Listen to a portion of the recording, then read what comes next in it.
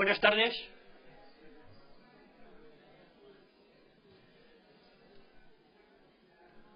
Gracias a todos por su asistencia a esta primera conferencia del ciclo de otoño. Nuestro especial agradecimiento al Ayuntamiento de Jaca, que nos ha cedido este salón de ciento para este ciclo. También quiero agradecer a todos los que se han conectado por streaming para seguir esta conferencia. Este ciclo de conferencias es una de las últimas actividades que tenemos durante este año, en el cual hemos cumplido 40 años antes de la fundación de la asociación. Solo nos queda una pendiente, que es la edición de la revista La Estela, que esperamos que pueda llegar a sus manos antes de final de año. Esta magnífica publicación es una realidad gracias a una persona, a la socia Solafaldo, que lleva más de 25 años trabajando para que cada semestre llegue a todas las casas una revista con la cual ha trabajado duramente. Gracias, Sara. Al ser un año especial para la asociación,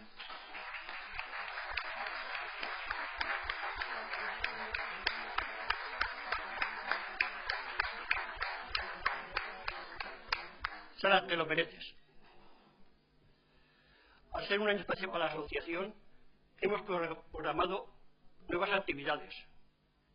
Hemos hecho visitas culturales en Jaca y los alrededores de la ciudad. Hicimos un taller de iniciación a la pintura medieval para jóvenes de 12 y 13 años. Una mesa redonda sobre educación y patrimonio. Y un taller de vía seca. Así como hemos tenido otras iniciativas para conservar nuestro patrimonio histórico y cultural.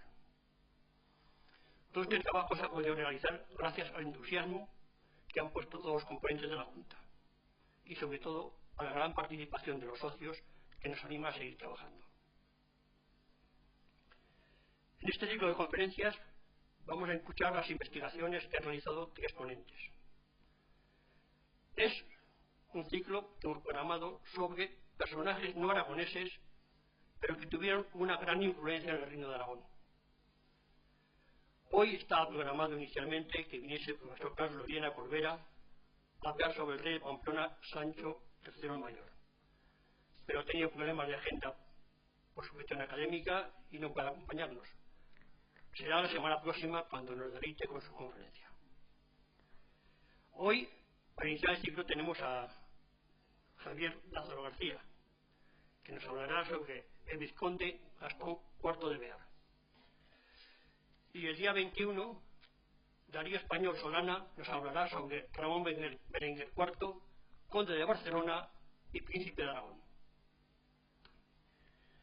Después de esta introducción a las conferencias, me toca hacer una presentación de Javier Lázaro, que además de ser un socio, es un gran colaborador y lo considero un buen amigo.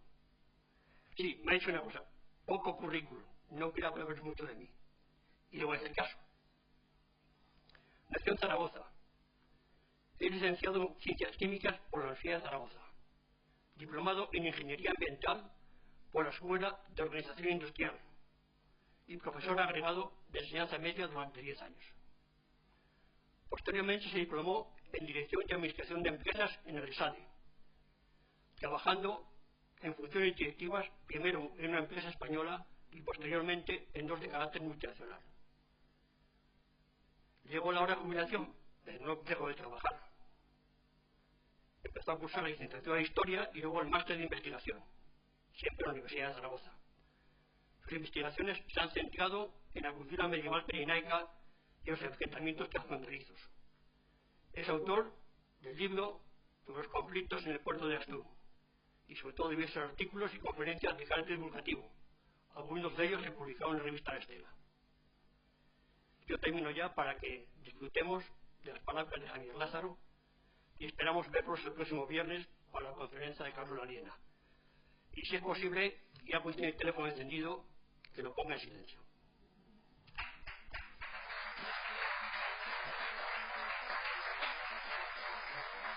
Javier, ¿y es aquí o allá? Allá.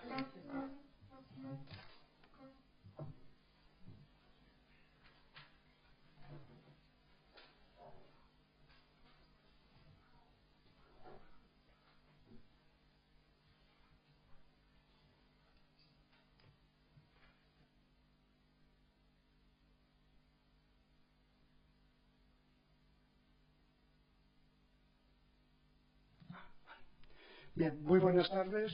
En primer lugar, quiero agradecer a todos ustedes su asistencia a este acto y a la Asociación Sancho Ramírez, porque es no solamente la clave de estos ciclos de conferencias, sino que yo, como soy parte de ella, entiendo que es uno de los valores más importantes que hay en Jaca y en la Jacetania, con los 40 años de actividades en defensa del patrimonio y de la cultura aragonesa.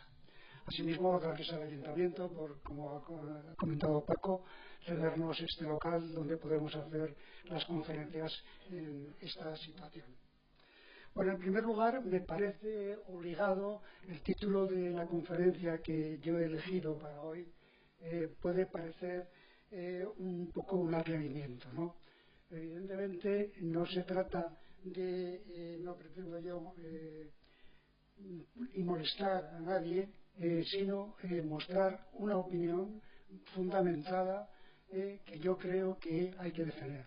Y lo que espero lo que pretendo en esta conferencia es hacer un repaso rápido de toda la vida, que es muy extensa y muy amplia, de Gastón IV del Bear, para que al final de ella sean ustedes, cada uno de ellos independientemente, los que valoren si efectivamente el título tenía una razón de ser o era una alegría de un historiador que, siéndolo, además no es profesional, y por tanto tiene mucho menos categoría o credibilidad que otro que así no sea y haya trabajado en este campo. Bueno, en primer lugar, hemos de tener en cuenta que la historia, desgraciadamente, muchas veces no se emplea para tratar de aprender algo del pasado, que es lo que entiendo yo que debería ser, sino que se utiliza para modificándolo o distorsionándolo, tratar de defender o favorecer las ideas de presente. Una alteración del hecho histórico que se produce muchas veces y que yo creo, es mi opinión, que en este caso el de Vizconde Gastón IV del Bear es uno de los casos más clamorosos. Tenemos un personaje cuya vida tiene una importancia tremenda, yo creo que de los más influyentes en la evolución de la historia de Aragón, y que es absolutamente o prácticamente desconocido para la población en general y, sobre todo, lo que es mucho más grave, en los libros de texto de nuestros estudiantes. En mi opinión, habría que recuperar estas figuras y tratar de aprender de la experiencia que nos han mostrado. Con la intensidad de la vida de Gastón IV del Bear, resulta muy difícil el tratar de hacer una exposición de toda ella en una conferencia de este estilo. Como por otra parte, yo normalmente soy un cliente de las butacas en las que están ustedes sentados, voy a tratar de ser lo más breve posible, en el sentido de obviar algunos detalles concretos para poder tener un tiempo final en el que se pudiera comentar y discutir tanto las dudas como las cuestiones que podamos resolver. A la hora de entrar en el tema, lo primero que tenemos que tratar es de tratar de hacernos una idea de en qué mundo nos estamos metiendo. Este es el mundo del siglo XI. El siglo XI es el cambio, bueno, no es un cambio porque todos los cambios son paulatinos y progresivos, pero cambio de milenio. Pero lo más importante de todo es que ha caído el imperio de Carlomagno, que era un imperio con un poder central, ha caído. Y en esa caída se ha producido una fragmentación en cascada, tanto de las entidades de poder como del poder mismo. Ese cambio en la estructura de poder se traduce en un cambio social, cambia el paisaje. El paisaje ahora se trata de un campo erizado de castillos y de caballeros a caballo, que cada uno defiende su propio territorio y sus propios intereses. Un mundo violento, donde la violencia es lo que se impone, y que está buscando nuevas formas de organización. Por otra parte, la Iglesia pasa a ser el papel dominador de la sociedad. Es decir, toda la vida está impregnada del aspecto religioso, la religión lo es todo, y el modelo de los monjes es el que pasa a ser la referencia y son lo ideal como mediadores con la esfera celeste, ¿no? Se multiplican los monasterios, se calcula de los 20.000 en esta época en la Europa próxima, y los monjes negros, los benedictinos, van adquiriendo o llegando a las posiciones de mayor poder, en concreto dentro de la Iglesia. En concreto, por ejemplo, Gregorio VII había sido monje en Cluny y es el que va a emprender la gran tarea de la reforma gregoriana, buscando la unificación de los ritos y todas las esto. Se difunde, por otro lado, la paz de Dios, entendida como la protección de los clérigos, los peregrinos y la población en general, y una transformación de la violencia feudal, que es la que había sido dominante, a una milicia de Cristo contra los infieles. Deus lo vult, o Dios lo quiere, y la guerra santa son conceptos que se impregnan toda la sociedad. Asimismo, se pasan a adquirir una mayor importancia aspectos de la vida monacal, como son precisamente la abstinencia, la penitencia, cuyo ejemplo más claro lo tenemos en las peregrinaciones, ¿no? O sea, se propugnan y se promocionan todas las peregrinaciones. Bien, una segunda cuestión, o sea, primero es tratar de acercarnos a la época que está aquí, para entender un poco las actitudes y los comportamientos de las personas. A veces lo juzgamos con una ligereza o gratuidad muy grande, sin tratar de analizar cómo está constituida esa sociedad en ese momento concreto. Otro problema que tenemos a la hora de hacer estos estudios es el de la fiabilidad de las fuentes con las que trabajamos. Tenemos el problema, a ver si lo paso, sí, que un mismo hecho, evidentemente, tiene diferentes versiones según las partes implicadas, y entonces el documento que va a ser la fuente y nosotros vamos a trabajar depende de cuál sea el origen para poderle dar una mayor fiabilidad o una menor. La duda sobre el rigor de los cronistas oficiales, porque los cronistas oficiales son empleados de alguna manera de una jerarquía que los contrata para que vayan relatando la vida propia o de la dinastía.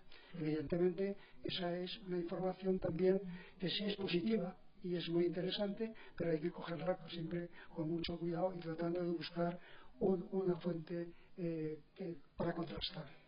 La conservación de los documentos y, por tanto, la escasez de las fuentes con las que nosotros podemos trabajar. Y luego, en otras ocasiones, es el tiempo que ha transcurrido entre el hecho, el momento en que se ha producido el hecho, y el momento en que se ha escrito el documento o la crónica en el que se relatan esos hechos. Si ha pasado a veces 2 o 3 siglos, evidentemente los cambios pueden ser muy grandes. Y, por último, y esto es inevitable, la parcialidad del autor del documento.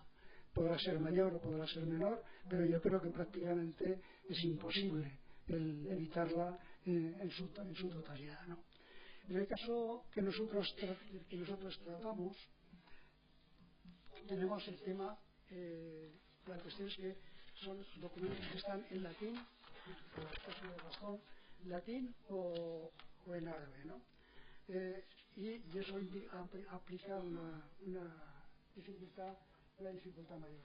En el caso francés, bueno, primero hay muchas diferencias. La primera es, en el caso francés, y referente a lo que nosotros estamos tratando, en 1825, me parece que es, 24-25, se hizo una gran tarea de traducir al francés toda la documentación en latín y en árabe. La de latín se publicó prácticamente al siglo siguiente y la de árabe, la verdad es que no lo sé dónde está. Esto por una parte. Por otra parte, respecto a los autores que han investigado sobre Gastón IV del Bear, hay más, claro, en el lado francés. Yo he hecho aquí una pequeña selección, simplemente para señalar una referencia con los nombres más importantes.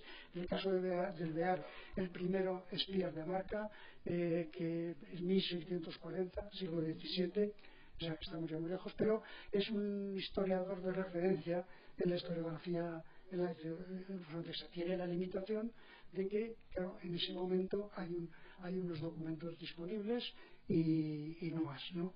Y luego, aparte, la historiografía va cambiando la forma de enfocarlo conforme va, como todas las cosas en la sociedad. Jean-Paul Barquet, Guido Germán, etcétera, etcétera. Y luego ya más presentes, más actuales, como son el profesor Benoît Coursant o Pierre Peyrou, Philippe Senac.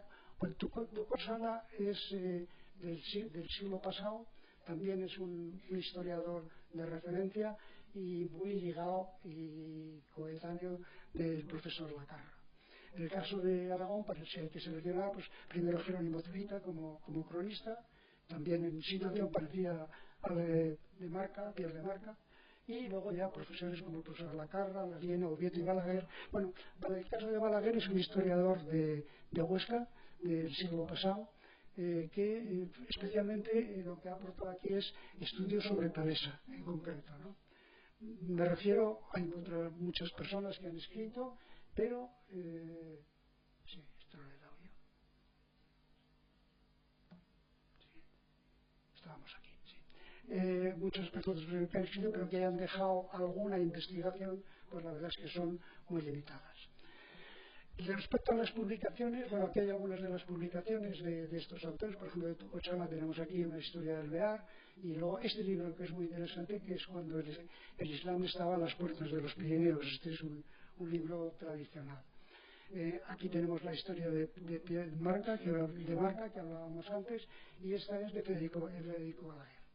En las últimas décadas ha habido dos aportaciones importantes que son de iniciativa francesa. Uno es el libro de Gastón IV del Bear y su, bueno, Gastón IV el Cruzado, el Bear y su héroe épico, dirigido por el Benoît Coursant, y que hay una serie de profesores escribiendo los capítulos. Uno de ellos es el profesor Laliena, que vendrá aquí el próximo viernes. El otro es este libro, que es Aragón y el Bear en los tiempos de Alfonso I y Gastón IV del Bear. Bueno, es un trabajo de Transpirenalia, y la coordinación de este libro es el profesor Giannerini, y luego nuestro socio, profesor y amigo aquí presente, David Simón. Bien, entrando ya en una vez presentadas estas limitaciones que tenemos, tanto de fuentes como de dedicación, de tiempo que se ha dedicado, porque en los dos casos, por diferentes razones probablemente, la historiografía en general le ha presentado poca atención a estos personajes, vamos a entrar ya en las cuestiones. En primer lugar, para los reinos peninsulares en ese momento, 1080, tienen esta configuración.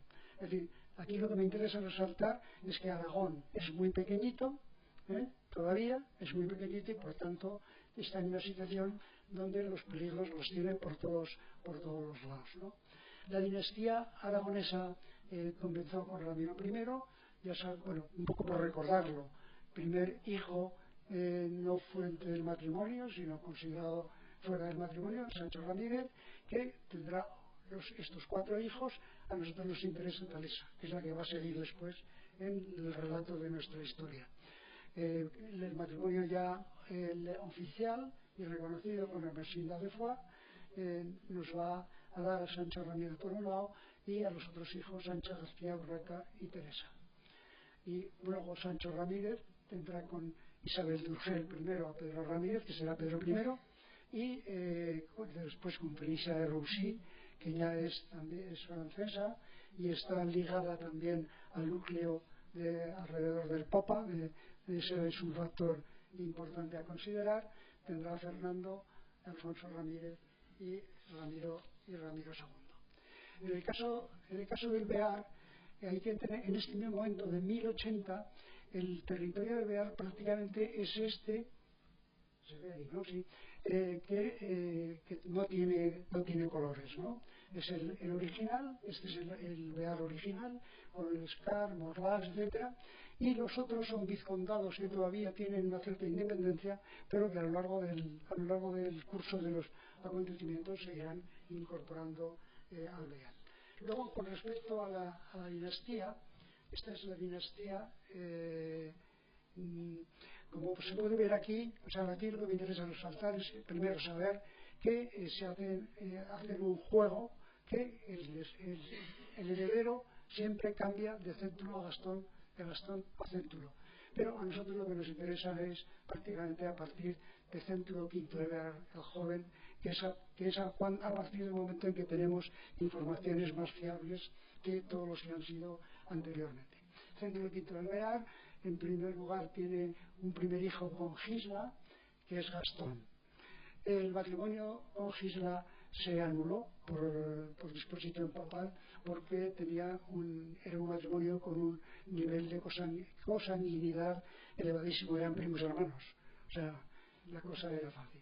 Después, con anulado el matrimonio, se casó inmediatamente con Beatriz, que era la heredera del condado de Bigorra, que como he visto antes era el límite por la derecha, ¿no?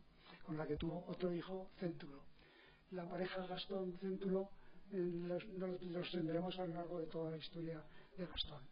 En 1070, el vizcondado quedó libre de su vasallaje del ducado de Aquitania, y este es el momento que se puede considerar o se considera como el origen real del Bear, el momento en que tienen buenas relaciones con la Santa Sede y con Aragón.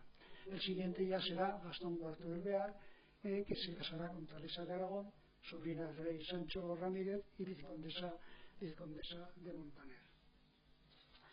Bien, la crianza de Gastón, bueno, esta es la dinastía bearnesa, tal y como hemos comentado, Gastón, Céntulo, tiene otra hija que es Riscarda, luego esto ya lo veremos después.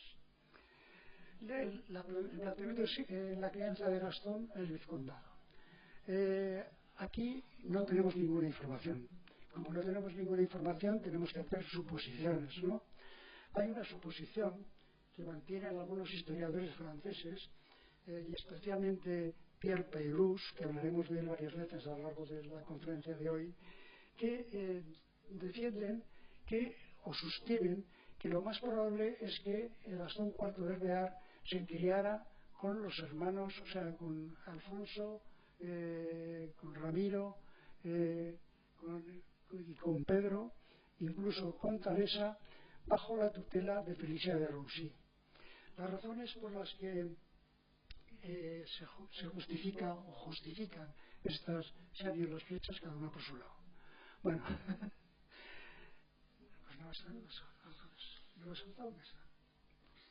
Bueno, las razones ya da igual. Las razones por las que esto se justifica es porque, en primer lugar, en 1083, Céntulo V, el padre de Gastón, prestó un homenaje a Sancho Ramírez.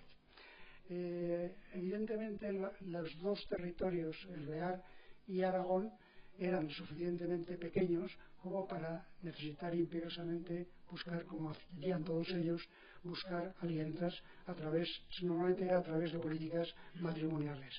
Había que aumentar la potencia o la fuerza militar para impedir incluso que los vecinos tuvieran la tentación de ampliar sus territorios. En 1985 Gastón casó con Teresa de Aragón, con lo que el vizcondado de Montaner se incorporó al vizcondado de Bear, y a la vez se reforzó la vinculación entre Aragón y el Bear. En 1090 muere Céntulo V, muere curiosamente en el Valle de Tena, dicen que por una traición, cuando precisamente se desplazaba, era ya después, claro, lógicamente, después de haber prestado homenaje a Sancho Ramírez. Parece ser que Sancho Ramírez lo había convocado para el sitio de Huesca, y cuando viene por el Valle de Tena es asesinado, ¿no? O sea, y así. Como consecuencia de ello, Gastón IV pasa a ser el vizconde del Bear, y la primera tarea será frenar, como siempre, las insurrecciones del Soulleidas, que a lo largo de muchos intentos buscan la independencia. Algo estoy haciendo aquí mal. Bien, me estaba diciendo que, no sé por qué me he ido. No, bueno, la crianza de Gastón en el vizcondado. Las razones que se alegan para defender esa tesis son varias. Una primera, que la separación del padre y de la madre de Gastón se produce por decisión papal, pero inmediatamente él se casa con Beatriz. Podría ser que hiciera que la relación entre el padre y el hijo fuera relativamente distante. Por otro lado, la existencia de un homenaje, que es un homenaje ya lo diré, a Sancho Ramírez por parte del Céntulo V, establece unas obligaciones. Sancho Ramírez se obliga a cuidar, o sea, a proteger a Céntulo y a su descendencia. Por lo tanto, ya tenía una vinculación con Gastón. Por otra parte, hay otra razón, y es que en esos momentos es práctica común que los hijos de los reyes o de los altos dignatarios de la corte solían criarse con otros miembros o sea, otros jóvenes de la misma edad, de familias próximas o conocidas, de manera que se facilitara la educación de los hijos y sobre todo el adiestramiento en las técnicas militares. Bueno, con todo esto justificaría siguiente. Todo esto justificaría, porque Italia es el que estaba muy fea, esa vista. Esto justificaría la estrecha relación que a lo largo de toda la historia podemos ver entre Alfonso y Gastón IV. De hecho, a lo largo de toda esa historia, Alfonso jamás le pedirá homenaje, o sea, vasallaje a Gastón. Acudirá a él siempre que esté en apuros, lo pedirá, le llamará para que acuda en su auxilio, lo convertirá en su apoyo y en su consejero, y lo hará el primer rico hombre de Aragón, y su apoyo en todos los enfrentamientos de tipo militar. Bien,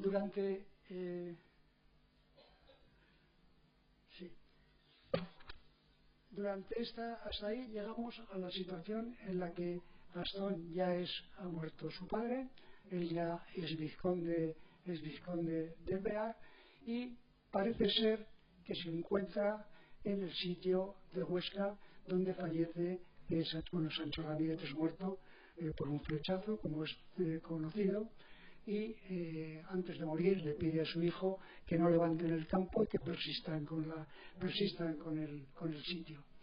Ahí parece ser que hay una cierta discrepancia entre Pedro I y Gastón, que Gastón sería más partidario de continuar cumpliendo lo que ha indicado su padre.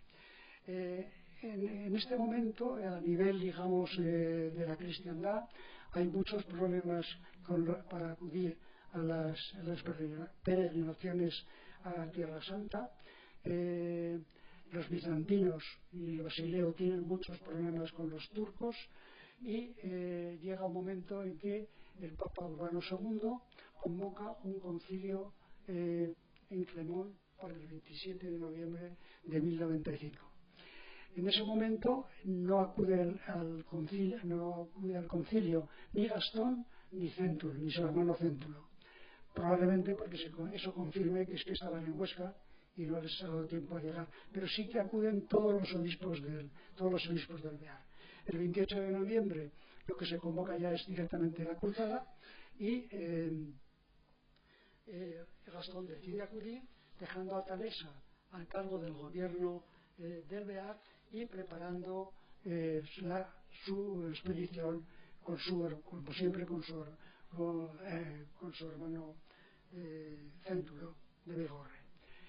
La preparación de Gastón para la cruzada es relativamente rápida por dos razones. Primero, porque tiene disponibilidad económica, no necesita acudir a sistemas de préstamo, y en segundo lugar porque él prepara una expedición para ir a liberar Tierra Santa y volver, no como por ejemplo el conde de Tolosa, que se va y con toda la familia porque hay algunos de los participantes en la cruzada que lo que van es a colonizar de alguna manera y a hacer señoríos y feudos en el propio territorio. En la salida, Gastón, no sé, teóricamente tendría que integrarse en el grupo del conde de Tolosa, Raymond de Saint-Gilles, pero por alguna razón nunca se acaba de integrar allí fijamente, sino que se une a Godefroy de Bouillon y donde en una expedición en la que parece que va al mando el legado papal, el obispo de Puy, además de Monteil. La gran expedición que se prepara es, bueno, para ir rápido, prácticamente se habla de 35.000 cruzados y unos 5.000 caballeros, y empiezan la expedición desde cada uno desde su sitio, pero en nuestro caso sería desde Morlas, para el caso de Gastón, hasta la primera etapa, hasta llegar a Constantinopla. Un año de recorrido. Es importante destacar que en este proceso Gastón va simplemente como un milites, es decir, es totalmente desconocido. Él es el vizconde de un pequeño territorio en el sur de Francia, por así decirlo, y allí van reyes, duques, de todas las categorías, ¿no?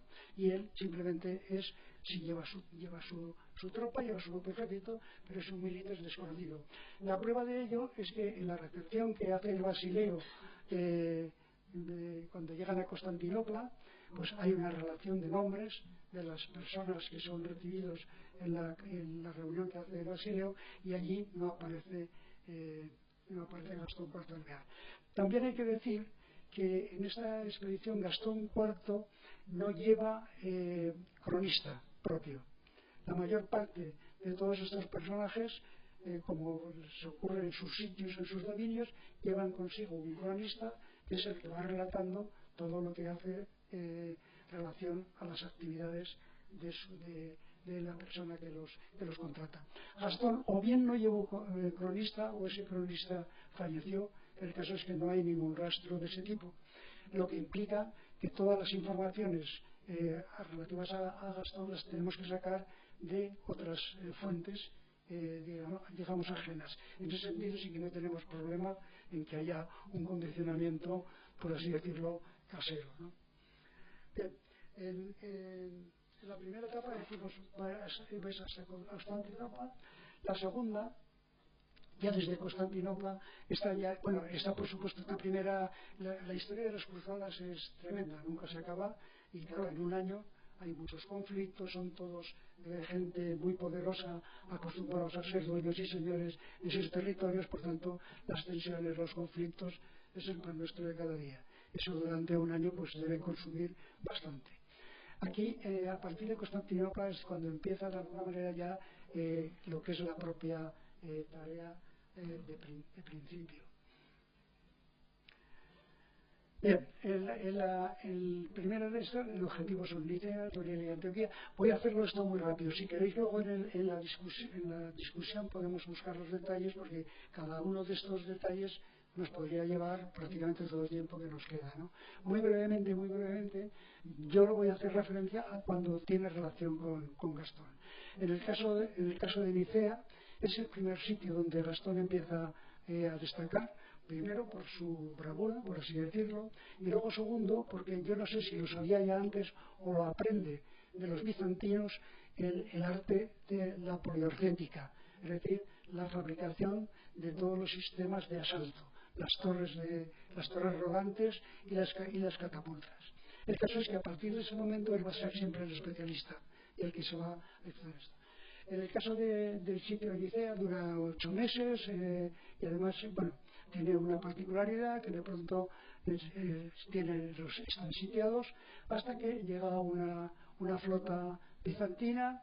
Después de 8 meses de sitio, pues la población de la ciudad pues está agotada y se rinden, ¿no? Eso significa que sí, que se toma la ciudad, pero que se quedan sin botín, porque el botín se lo quedan los bizantinos, que son los que al llegar a puerto con los barcos de alguna manera han hecho rendir la ciudad. A partir de Nicea se sigue hacia Dorilé. Aquí este punto es clave, porque aquí se toma la ciudad. Y entonces a la salida se han dividido en dos cuerpos de ejército. Un cuerpo, el primero, que son normandos, los normandos acampan por la noche, acampan en un cañón o en un desfiladero, por así decirlo, y cuando se quieren dar cuenta les han aparecido los turcos por el otro extremo y están totalmente rodeados. Una situación desesperada y que por tanto estaban al límite. Gracias a que unos espías o unos embajadores enviaron, unos, no sé cómo se llama militarmente, bueno, da igual, avisan a la segunda columna, que es en la que va Gastón IV y el representante papal. Sabiéndolo, dan la vuelta por detrás y cogen el campamento de los turcos exactamente igual que habían cogido ellos a los anteriores. Hay una carga de caballería pesada muy fuerte, de manera que destruyen el campamento turco, crean el caos y liberan a la primera columna. A partir de ese momento el nombre de Gastón ya es conocido por todo el mundo y de hecho lo integran en el pequeño núcleo de jefes de la cruzada, donde toman las decisiones del camino a seguir.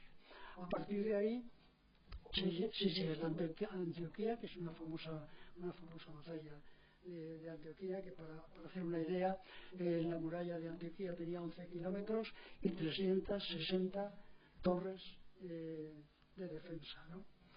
8 meses de asedio también otra vez.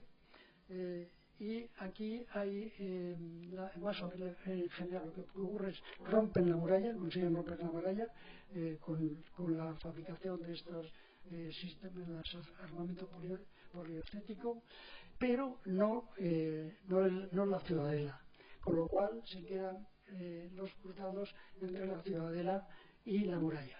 Vienen los turcos y los dejan están atrapados. Y ahí que según explican las fuentes, los turcos cometen el error de, en vez de ir dejándolos salir poco a poco, esperan a que salgan en conjunto, de manera que forman una formación de combate, y ahí sí que otra vez más, en este caso es no la poliorcética, sino que otra columna de caballería pesada arremete frontalmente al campamento turco, de manera que crean el terror. El líder de los turcos sale huyendo y para ellos es una gran victoria, o sea, que es la que ha pasado a la historia como la gran batalla de Antioquía. En Antioquía coincide con que muere el legado papal, con lo cual hay una situación un poco más delicada y dos opiniones diferentes: de seguir hacia Jerusalén o bien de esperar y empezar a montar feudos, o sea, repartirse los terrenos, las propiedades y montar feudos. La razón yo no la deduzco, pero no se puede afirmar rotundamente. Gastón con otro de los líderes, como Baudouin de Bouillon, abandonan Antioquía y se van a Edesa. Los dejan ahí discutiendo, porque claro, hay unos conflictos importantes. Se van a Edesa, toman Edesa, consiguen un botín muy importante y después ya vuelven. A la vuelta ya encuentran con que el grueso de los cruzados ya han decidido seguir hacia Jerusalén y van juntos a Jerusalén. En Jerusalén se vuelve a repetir la operación, el sitio de Jerusalén, las torres de asalto colocadas, pero los sistemas de defensa de Jerusalén son muy importantes. Aquí indican una cuestión importante, que Gastón está controlando una de las torres en lo del plano, y en el otro, en el punto casi opuesto, Tancredo está exactamente igual con otro punto. Así están un tiempo, y una noche, por razones que es difícil de conocer, los dos, puestos de acuerdo, mueven sus torres a un punto concreto sin que se enteren los defensores del sitio, y consiguen a la madrugada romper en esos dos puntos de la muralla y entrar en Jerusalén. Ellos son los primeros que entran en Jerusalén, Gastón y Tancredo. En Jerusalén ocurre un hecho que está recogido en todas las crónicas, por tanto esto tiene una fiabilidad muy alta. Gastón y Tancredo han aceptado o han prometido protección a una parte de la población muy importante, civil, que en el caso de la rendición piden protección. Sin embargo, cuando entra la gran masa de los cruzados, enardecidos y enloquecidos, según dicen las crónicas, no consiguen frenarlos y proceden a realizar una masacre que está en la historia también, ¿no? Los cronistas hablan de ríos de sangre por las calles, etcétera, etcétera. Y Gastón y Tancredo no han conseguido vencerlos. En Jerusalén, teóricamente, ahí teóricamente se habría acabado el objetivo para los que solamente buscaban el objetivo de la liberación. Sin embargo, estando en Jerusalén, los espías avisan de que una flota egipcia ha desembarcado. A ver si no hay esto. Sí, ha desembarcado en Ascalón, que está a 50 kilómetros de Jerusalén, y que se están preparando para iniciar el ataque y recuperar la posición de Jerusalén. Como se han enterado, Gastón, Tancredo, Raimón, toda esta serie de líderes de los cruzados se ponen en marcha, montan su campamento, y una vez que están aquí, sorprenden al campamento egipcio con ataques por 4. Aquí nuevamente están utilizando, ya no porque no hay tema de murallas que haya que derribar, sino que son cargas de caballería pesada, que parece ser que fue otra de las especialidades que ahí aprendió, como después repitió en el caso de la península ibérica Gastón. Rompen el campamento egipcio y los derrotan, con lo cual el peligro ya se ha librado. Para Gastón y Céntulo y algún otro más, es el final del objetivo, y a partir de ahí comienzan el retorno al Bear. Será otra vez un año de viaje hasta que llegan al territorio del Bear en estas situaciones.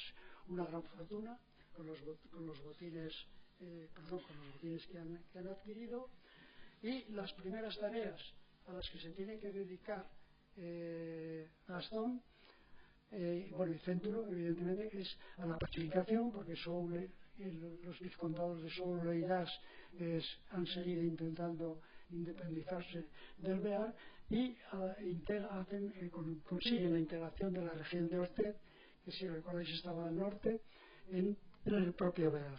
Y la otra tarea es la construcción de toda una serie de iglesias y hospitales con los recursos que han traído de las campañas de Tierra Santa. En concreto, como muchos de ustedes ya conocen, pues la iglesia de Santa María de Lorón, la iglesia de Morlas, la iglesia del Escar, el hospital del Escar, el hospital de la Comade, el hospital de Sobeterre, y en apoyo a la red hospitalaria de San Cristina de Somport. Es decir, realmente de aquí podemos deducir, o yo deduzco, que Gastón IV del Bear sí que tenía una orientación religiosa perfectamente clara.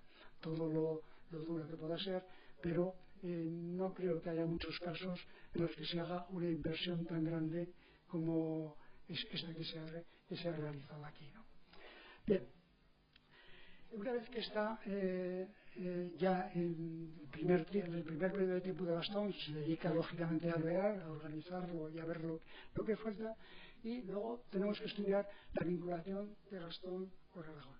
La vinculación de Gastón con Aragón venía ya de muy antiguo.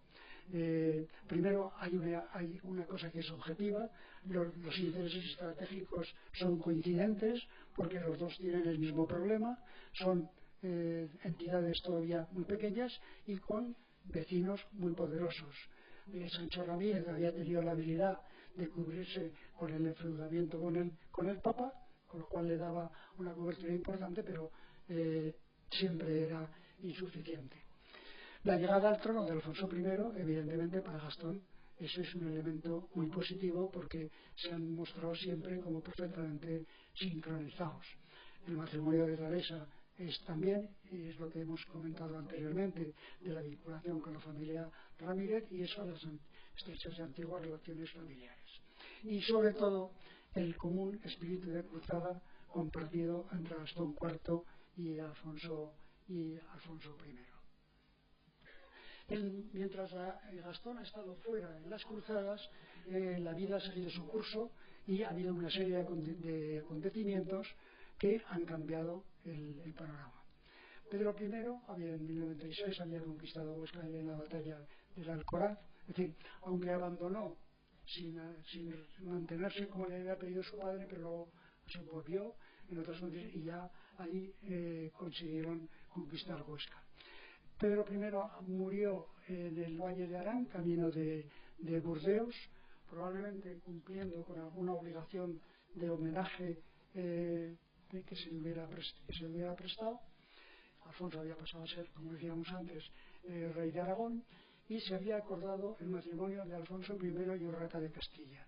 Aquí es donde tendríamos el gran problema. El gran problema porque la boda de Alfonso de Urraca con Urraca de Castilla lo que supuso para Aragón es que prácticamente durante 10 años Alfonso I tuvo que estar batallando en tierras castellanas.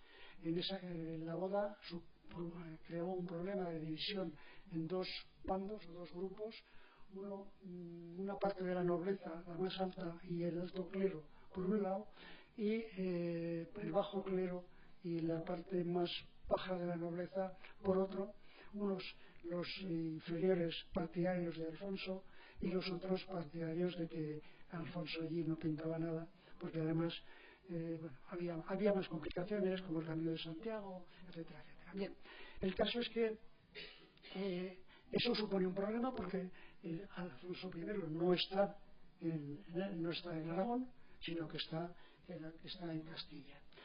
En esa situación, que es una situación de debilidad, el rey de Zaragoza, Al-Mustaín, ve que es una oportunidad para limitar las ofensivas que está viéndose venir y no solamente, ataca, hace un ataque hacia Navarra, que en ese momento pertenecía al reino de Aragón, y conquistando Olite. No solamente, después hay más, esta situación de Alfonso I en Castilla implica también que los nobles aragoneses también se rebelan.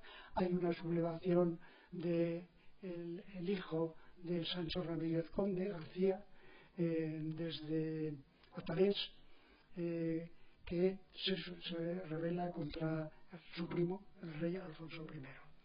Bueno, cuando se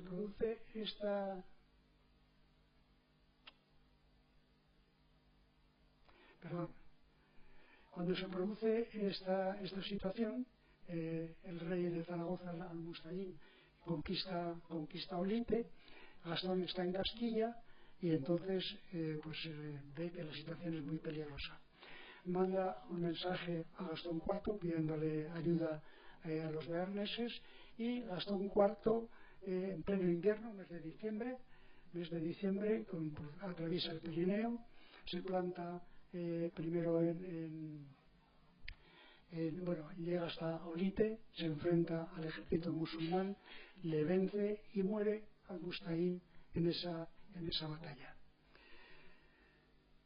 Mientras Alfonso está en Castillo, los musulmanes trataban de aprovechar la situación de ganar esta noche. García Sánchez ya he comentado que se sublevó en Alfarés, y durante ese periodo de ausencia de Alfonso I, Gastón y Céntulo son los que mantienen la situación estable en Aragón. De hecho, ellos intervienen en todas las batallas y todas las conquistas del periodo, poblaciones como Morella, como el Maestrazgo, etcétera, etcétera. Lo mismo tenemos documentación del periodo en el que Alfonso I sigue otorgándole honores y señoríos a Gastón, a Céntulo, y a su vez a los bearneses que están batallando con él.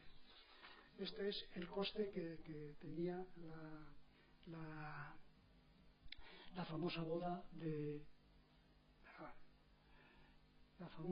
con Urraca.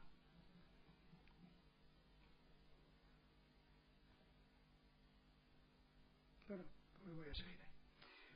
Bien, en 1117 Gastón y Céntulo se encuentran en Zaragoza. Han intervenido en todas estas conquistas que hablamos del Maestrazgo. Se encuentran ya en Zaragoza y están con Alfonso I, que ahora ya está aquí, y están inspeccionando las murallas de Zaragoza. Los habitantes de Zaragoza se han quedado sin líder, ha muerto Musa, y han llamado a los musulmanes para que envíen fuerzas de refuerzo a la ciudad. Y a la vez, por parte de Alfonso I y Gastón, ven que es el momento de atacar Zaragoza. En ese momento están ellos viendo inspeccionando las murallas para ver los puntos débiles y preparar el ataque al año siguiente. Y en ese mismo momento el Papa Gelasio I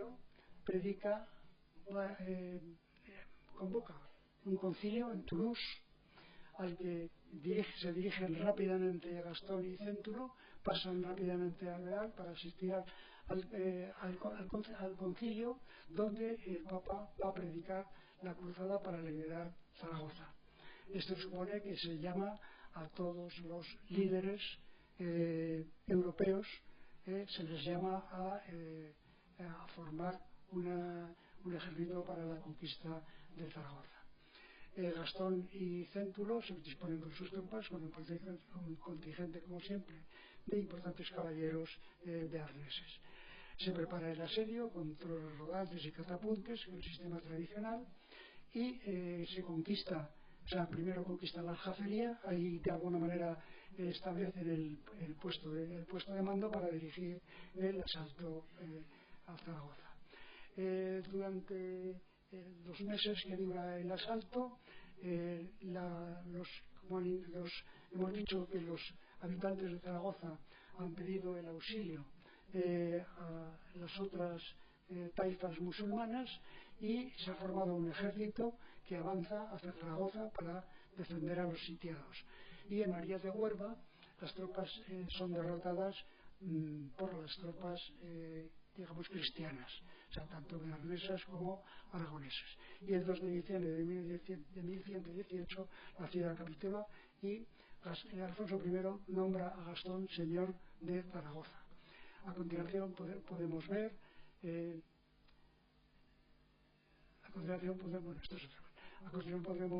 podemos ver cómo Gastón y Tanesa firman honores a bearneses de los que ellos se han conseguido, lógicamente, en Zaragoza.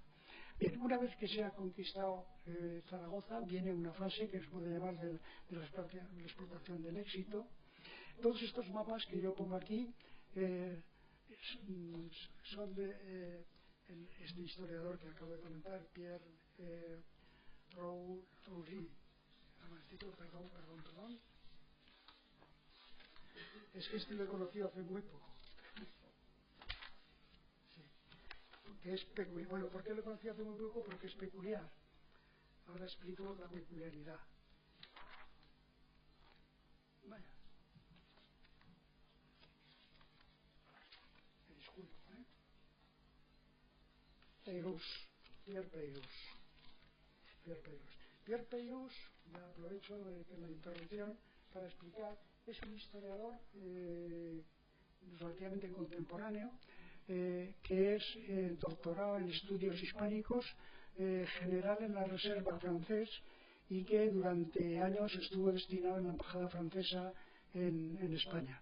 Lógicamente, es de los que yo conozco, es el que ha hecho más estudios específicos de todo esto, o sea, de la forma concreta de las batallas, o sea, buscando datos y configuraciones que a lo mejor otros no han tenido tanto interés en llegar a concretar las formas concretas del esto. Bien, una vez que he conquistado Zaragoza, no hay que olvidar que Zaragoza era un tapón. Zaragoza era la defensa de todos los territorios del este y del oeste de lo que hoy es Aragón, porque como era una ciudad importante, atacar cualquier población del entorno era tremendamente peligroso, porque inmediatamente podían salir de Zaragoza y apoyar o contrarrestar ese ataque. Por eso todo el trabajo del Reino de Aragón para recuperar el territorio se estaba orientado a recuperar Zaragoza, que era la clave para desatascar todo el terreno. Ahora ya se ha desatascado y entonces viene la explotación del éxito. Hay una primera fase donde se van Aragón, Borja, estos son los recorridos que van haciendo, y la segunda fase viene Épila, Calatayud, Daroca. Estas ciudades las dos quedan sitiadas, pero no son tomadas todavía, y se dirigen hacia Cutanda. En Cutanda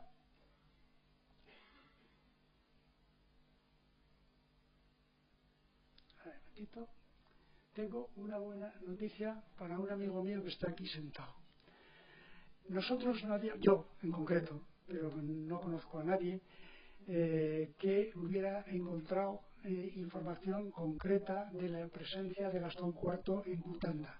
Cutanda fue una batalla tremenda, porque el ejército musulmán se había formado precisamente habían visto el peligro que suponía el crecimiento y la explotación del éxito de Zaragoza, y se formó un ejército muy potente dirigido por un hermano del sultán de Damasco, o sea que iban con todas las de la ley. Nosotros no habíamos encontrado que Gastón IV hubiera estado en Cutanda. Se deducía, porque era imposible que el guerrero, la mano derecha de la garra de Alfonso I, no estuviera en ese momento. Pues este historiador que acabo de comentar sí que lo ha encontrado en Francia, donde es porque se explica que la situación están enfrentadas los dos frentes, y Gastón, aprovechando un pequeño valle, agrupa toda la caballería pesada que tenían en ese ejército. Están los grandes duques, los de o sea, que habían venido con todas las de la ley, y vuelve a repetir una operación de un ataque furibundo de la caballería pesada directa hacia el centro de la armada musulmana, creando el pánico y viendo, desperdigando la caballería ligera y destrozando la infantería musulmana. Esa derrota en Cutanda fue tan grande que en España, ahora yo creo que ya menos, pero quedó un dicho para hablar de una tragedia, de decir, peor que Cutanda. Y de hecho, eso permitió que durante más de 12 años, los musulmanes no volvieran a intentar ningún avance en esta dirección. En la última fase, ya después de la Cutanda, pues fue seguir hacia abajo, Aliaga, Alcañiz, etc. Bien, vamos a ver, por otra parte, la Gran Cabalgada. Estamos ya con la situación, no sé cómo llevo la hora. Fatal. Perdón. Bueno, voy a ir muy rápido. La Gran Cabalgada es una expedición que duró un año, procede Claro, había que repoblar el valle del Ebro, las tierras conquistadas, y los mozárabes de Granada habían ofrecido abrir las puertas de la ciudad si llegaban las tropas aragonesas para sacarles de allí, y entonces se montó una gran expedición. En Granada no cumplen con su promesa de abrir las puertas, y como no llevan ni hay árboles ni llevan equipos para construir esas torres de asalto, no pueden hacer un asalto a una fortaleza, pues lo que hacen es irse por la campiña, recogiendo botines, destrozando campos, sembrando el terror, para intentar que salieran las fuerzas de Granada a tener una batalla en campo abierto. Eso lo consiguen estando ya en Córdoba, en Lucena en concreto. Hay una batalla en Lucena donde salen victoriosos las tropas cristianas, y ya con todos el botín y las personas que han conseguido sacar de cada una de las poblaciones, vuelven ya a Zaragoza. Esta es un hecho histórico. Bueno, perdón, esto ya me pasó. Bueno, estamos en 1130, se siguen haciendo desde Zaragoza, especialmente Gastón IV y el obispo Esteban, que es también de Arles, se hacen salidas, un poco las razias que hacían los musulmanes anteriormente, es decir, pequeñas operaciones de castigo para atemorizar e impedir que reaccionaran las tropas musulmanas. En una de esas, en 1130, los dos mueren, son muertos, no se sabe ni dónde exactamente ni de qué forma. El caso es que, como para los musulmanes Gastón IV era como el diablo, era un terror, para ellos es una satisfacción tremenda. Les cortan la cabeza a los dos, los ponen en las picas y las llevan a Granada, donde las tienen exhibidas durante meses hasta que las trasladan a Marrakech. Alfonso I y Talesa consiguen recuperar el cuerpo pagando un rescate importante, y lo entierran en el Pilar, porque él es el señor de Zaragoza, es el señor del Pilar. Gastón, el olifante, este tan precioso que tenemos aquí, y las espuelas de oro. El olifante es un cuerno de guerra, de aviso, que supongo que procede de las cruzadas, porque es un marfil. Tenemos aquí un experto que nos podría hablar bastante de él, pero bueno, este se mantiene, ha estado durante todos estos siglos en el Pilar de Zaragoza, y hoy en día está en el Museo Diocesano de Zaragoza. Lo que no está es ni el cuerpo ni las espuelas. El cuerpo y las espuelas han desaparecido. Puede ser por una reforma del siglo XVII, o pudiera ser que hubieran desaparecido un poco más tarde con la invasión napoleónica y las tropas francesas en Zaragoza. No hay una información concreta, cualquiera de las dos tesis puede ser posible. Y no se puede hablar de Gastón sin hablar de Talesa de Aragón, vizcondesa de Bear. Talesa es una mujer extraordinaria, al menos tanto como su marido, pero poco reconocida en la historia de Aragón. Por señalar los puntos fuertes de su vida, es capaz de gobernar el Bear en la ausencia de su marido, mientras está él en las cruzadas. Hubo de afrontar la crisis que originada por el testamento de Alfonso I, que prácticamente hacía desaparecer Aragón y generó esa situación de incertidumbre y todos los trabajos que tuvieron que hacer para conseguir una solución y tener a la niña Petronila y poderla casar, etcétera, etcétera. Y eso generó una rebelión por parte de los nobles aragoneses, que a ella le afectó, pero tuvo que sobrevivir eso. Su marido, Gastón IV, murió defendiendo Aragón en 1130. Su hijo Céntulo VI del Bear ocupó el papel de su padre y se convirtió en la mano derecha militar de Alfonso I, y murió con él en 1134 en el sitio de Fraga. Allí murió directamente Céntulo y Alfonso quedó mal herido, llegó hasta Polequino, pero 2 meses después falleció. El heredero fue su nieto Pedro III, que era un niño con la muerte de Céntulo VI, era un niño y tuvo que estar bajo el cuidado de la abuela, de Talesa, y luego murió combatiendo también por los intereses de Aragón, haciendo el mismo trabajo que habían hecho su padre y su abuelo con el conde de Barcelona, Ramón Berenguer IV.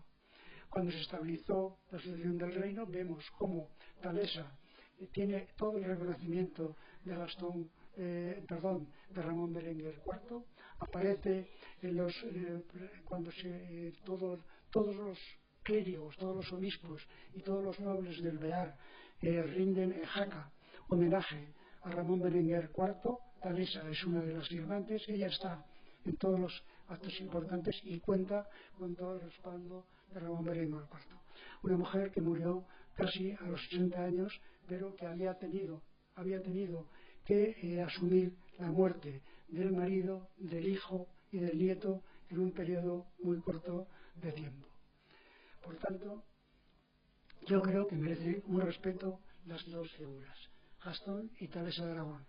Y creo que con esto, por lo menos para mí, está justificada el título de la conferencia. Muchas gracias.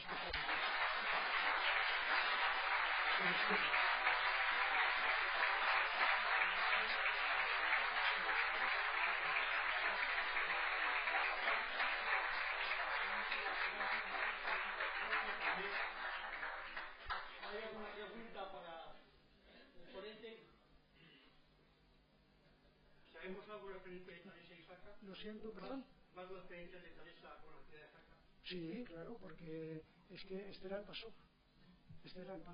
Lo que pasa es que hay que buscarlo. O sea, el problema de esto es que una vez ya había en la universidad un compañero, pero que era muy joven, muy agresivo, él planteó al catedrático que nos estaba dando la clase que por qué en otros sitios, por ejemplo, entonces no estaban las actas de las Cortes de Aragón, y le contestó muy fácil. Mira, en Cataluña se hacen no sé cuántas tesis de medieval al año. En Castilla se hacen no sé cuántas, en Madrid se hacen no sé cuántas.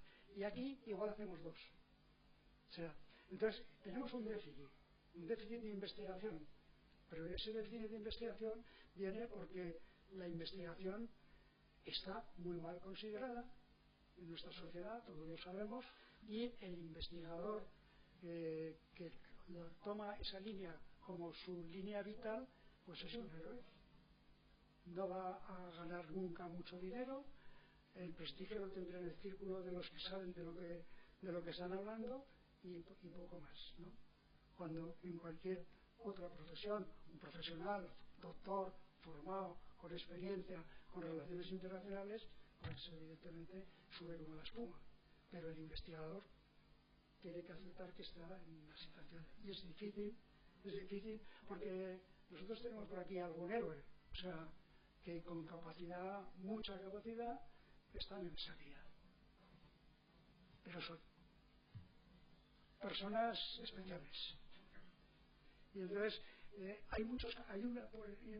que no hay un solo libro monográfico de Gastón IV de Bear, ni aquí en Francia, porque aquí el problema lo hemos tenido, en mi opinión, porque se ha intentado borrar unas figuras para ensalzar a otras. Yo no comprendo que en Zaragoza haya estatuas gigantescas de algunos personajes y Gastón IV de Bear tenga una callecita al lado del canal, en el barrio de Casablanca, que yo me parece que no he estado nunca, lo he encontrado en el plano. A Talesa no creo ni que tenga calle. Eso para mí es una vergüenza. Ahora mismo se está haciendo un homenaje a un personaje de la historia de Aragón que tiene muchos lados oscuros. Muchos lados oscuros. Hay quien dice que lo trajeron a la fuerza cuando las pintabanduras, ¿no? Y ahí están haciéndole homenajes y estatuas. ¿Por qué? Porque eso, supongo yo, que interesa al que quiere defender unas ideas determinadas. O sea, ahora, que este señor sea del BEAR, a mí qué me importa, qué ha hecho por Aragón. Eso es lo que me interesa, ¿no? ¿Ha hecho o no ha hecho? Pero claro, para eso hay que discurrir un poquito más y abrir la cabeza y pensar que el mundo es muy grande y que mi zapato, o sea, yo no acabo en la punta de mi zapato. Perdón.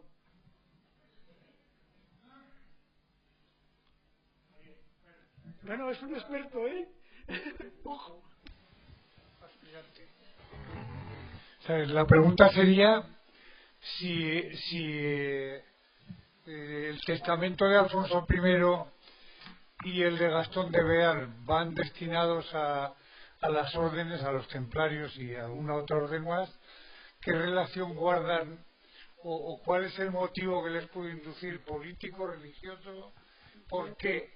Porque eso de alguna manera llega a causar una quiebra en el reino que no se le encuentra explicación, o por lo menos alguna razón mínimamente convincente, ¿no? Yo tengo mi opinión, pero lo que sí o sea, eso es discutible.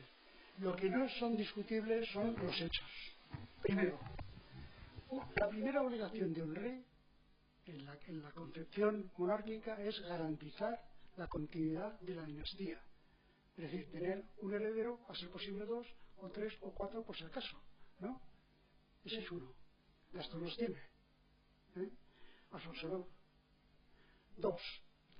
En mi opinión, el testamento, bueno, en mi opinión y muy generalizada, el testamento de Alfonso I es tremendo.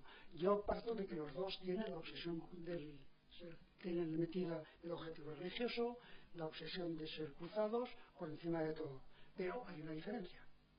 Primero, Gastón IV en toda la cruzada evita batallar con cristianos. Cuando Alfonso está aquí en Castilla, Gastón IV no aparece nunca en Castilla, porque son cristianos. O sea, lo tiene como, o sea, en su vida hay como un principio que él con cristianos no lucha. Otra cuestión. El testamento de Gastón, de Alfonso I, en mi opinión, yo utilizo, igual me equivoco porque soy demasiado visceral, ¿no? Pero la desaparición de Aragón. Y la prueba es, Navarra se va, de Zaragoza a través de 2 días ya está con el rey de Castilla, los nobles están aquí sublevados, porque dicen aquí qué pasa, nosotros que se nos ha hecho el vacío. Claro, el noble su posición la tiene en base a que tiene un jefe siempre, y juntos tienen mucha fuerza y se reparten los beneficios. Pero en esa situación, dice, ahora yo, ¿dónde miro? Miro a Navarra, miro al de Castilla, miro a no sé quién. O sea, es una situación de caos. Que menos mal, eso también es una opinión personal mía, menos mal que el rey de Pomierres le aconseja a Ramón Berenguer IV, que era la potencia militar que tenía más próxima. Yo personalmente creo que Gastón Berenguer IV ha sido casi tan maltratado como Gastón aquí en Cataluña, que es lo más grave, porque yo cuando aquí no se daba pregunté, a ver, ¿y en Cataluña? Tampoco. O sea, tampoco. O sea, ahora parece que empieza, ha habido un congreso donde se hablaba algo de eso. Entonces, hay una diferencia muy grande. Esa primera. O sea, y luego la segunda. Talesa, en su testamento, de alguna manera, por indicación de su marido, cede todo al temple. Todas sus posesiones en Aragón. No en el Bear. No en el Bear. El Bear sigue como... Es decir, tiene esa misión de alguna manera evangelizadora o conquistadora de la cruzada, pero mi casa ordenada, porque claro, yo vengo de ahí, o sea, todo lo que yo he conseguido ha sido con mis nobles, y ahora no voy a dejarlos ahora en la estacada. Esa es mi lectura de los hechos, pero el hecho es así. O sea, el testamento de Talesa es de los niños de Aragón, al temple, nada más. Entonces, sin embargo, con Alfonso es todo. Bueno, pero es casi imposible no... cuando ves hechos objetivos y luego te sabe mal o que no se valoren determinados valores pues, no tenían aprecio, pues claro, es difícil. ¿Alguna pregunta más? Con algún recuerdo tendremos la tercera conferencia y a ver cómo... No me atrevo a eso, ¿eh? Bueno, veremos cómo sale. Pues lo importante que tuvo relación con Aragón. Sí, hace año y medio hubo un congreso sobre Petronila en Cataluña, que se toca algo, pero todavía es también, es que es increíble, o sea, yo esto que digo de que en Cataluña tampoco es porque yo me he preguntado, a mí también me ha llamado la atención esa figura, ¿no? Porque era muy importante, o ha sido muy importante, Aragón no existiría, pero no hay mucha tela, ¿no? Y he preguntado y cuando le digo, bueno, pero en Cataluña sí que se lo ha estudiado, yo con el afán de ir a buscar, y me dice, no, tampoco. O sea, son personajes en los que el discurso oficial no les va bien, mejor nos planteamos, ¿no? Y entonces eso es una barbaridad, en mi opinión, porque la historia no hay que modificar, no hay que cambiarla, que me echan. ¿Tienen una pregunta más? Agradecerle a Javier el trabajo y desde luego muy bien comentado y esperamos que en la próxima, si tenemos otra respuesta. No, yo me jubilo, ¿eh?